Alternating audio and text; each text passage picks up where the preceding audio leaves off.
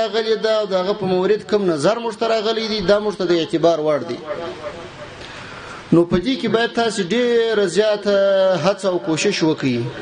یو خو کوشش دا وکړئ چې غفلت ونشي په کار کې درڅخه، چې کوم کار درته سپارل شوی وي یا د کوم شي په اړه تاسو ته وظیفه درکول کیږي، تاسو هغه کار په هغه طریقه باندې لکه څنګه طریقه چې درته ښودل شوی ده چې په دغه معیار باندې به تاسو دا کار کوئ.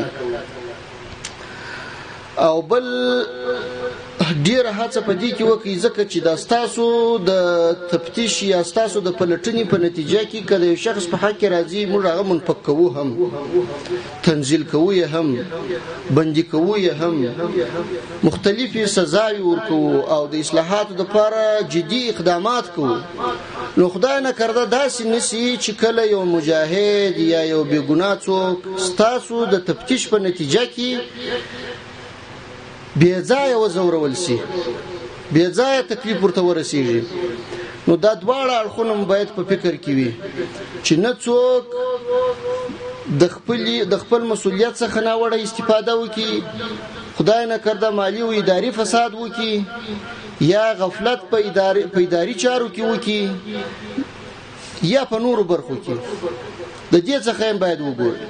په دې بله برخه کې باید تاسو کوشش وکړئ چې داسې پیښه نشي چې یو څوک ناحقه درڅخه وځورول شي. نو خلاصه دا ده چې تاسو په خپلو کارونو کې باید دلته ګوره لیکلي وای تفتیش څه دی؟ کړنې له معیار سره پرتله کول. ډېر یو خوندور شی لیکل شوی دی، کړنې له معیار سره پرتله کول. معیار هغه لایحه ده، معیار هغه ضوابط دي، معیار هغه هدایات دي، معیار هغه اصول دي چې دوی ته ورکول شوي دي چې آیا په دې قلي اردو کې، په لیوا کې، په ریاست کې، په مدیریت کې د هغو لوایحو او اصولو مطابق کړنې ترسره کیږي، روانې دي او که نه دي، دا باید همیشه ستاسو تر نظارت لاندې.